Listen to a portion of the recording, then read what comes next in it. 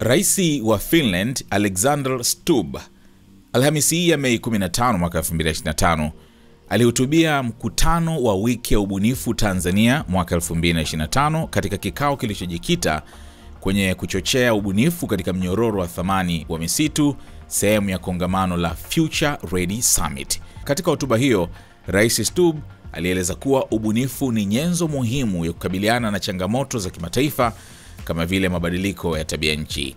Alitumia jukwaa hilo kuzindua rasmi mpango wa Green Catalyst Call for Funding Applications unaolenga kuendeleza ubunifu katika sekta ya misitu nchini Tanzania. Stubb alielezea kuwa Finland na Tanzania zimekuwa na uhusiano wa muda mrefu unaoenda zaidi ya miongo 6.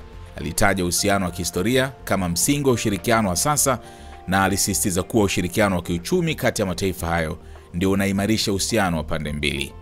Katika maelezo yake, rais huyu alitaja kuwa ubunifu unapaswa kuwa nguzo kuu ya maendeleo ya kiuchumi na mazingira, hasa katika zama za teknolojia zinazoendelea kwa kasi kama vile akili bandia, robot na kompyuta za quantum. Aliwahimiza vijana wa Kitanzania kuwa tayari kukumbatia changamoto, kujifunza kutokana na kushindwa na kuendeleza mawazo mapya kama hayatofanikiwa mara ya kwanza. Akizungumza kuhusu mabadiliko ya tabia nchi, Stubb alieleza kuwa suluhisho la kweli linahitaji mchanganyiko wa kanuni, rasilimali za kifedha na ubunifu. Alisisitiza kuwa nchi za kusini mwa dunia kama vile Tanzania zinapaswa kupewa nafasi ya kutumia njia zao za kiubunifu katika maendeleo endelevu badala ya kulazimishwa kufuata viwango vya kimagharibi. Mpango wa Green Catalyst unaolenga kuchochea ubunifu katika kila hatua ya sekta ya misitu ulitambuliwa na Stubb kama kichocheo cha maendeleo ya biashara za kijani na ukuaji endelevu. Alitaja ujuzi wa Finland katika usimamizi wa misitu kama mfano wa mafanikio, huku akiongeza kuwa makampuni ya Kifinland yako tayari kushirikiana na Tanzania katika nyanja mbalimbali kama nishati, teknolojia na afya. Stubb pia alieleza jinsi Finland ilivyofanikiwa kuleta maelewano kati ya wadau wa sekta misitu, ikiwa ni pamoja na viwanda, wamiliki wa misitu na wana mazingira. Alihimiza Tanzania kufuata mfano huo kwa kujenga majadiliano jumuishi ili kuendeleza suluhisho endelevu. Katika sehemu ya maswali kutoka kwa washiriki, aliwahimiza vijana wa Kitanzania kutokata tamaa wanapokumbana na vikwazo na akawahamasisha wadau wote kuendeleza mawasiliano ya wazi katika kuleta mageuzi ya kisasa katika sekta ya misitu. Hafla hiyo ilihitimishwa kwa uzinduzi rasmi wa mpango huu mpya na ilihudhuriwa na wageni wa heshima wakiwemo Waziri wa Maliasili na Utalii Balozi Dr. Pindi Chana, Waziri wa Mambo ya Nje na Ushirikiano wa Afrika Mashariki Mheshimiwa Mahmoud Thabit Kombo, Balozi wa Umoja wa Ulaya nchini Christine Grau na wengine.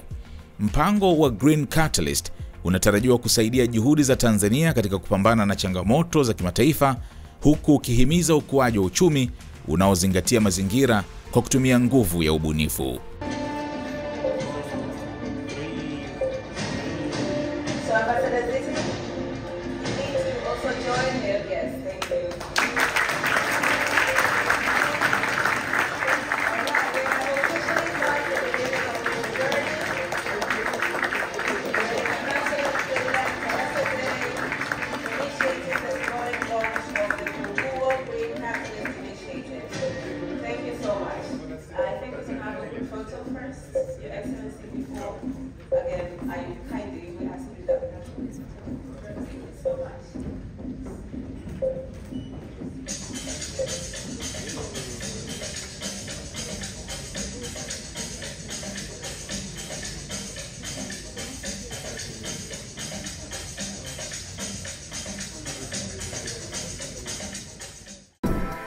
Attention! Your potential customers are watching this video.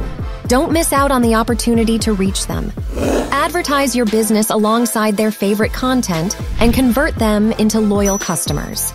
Contact us now at info@snstz.com or WhatsApp 0659250389 to amplify your brand to the SNS family.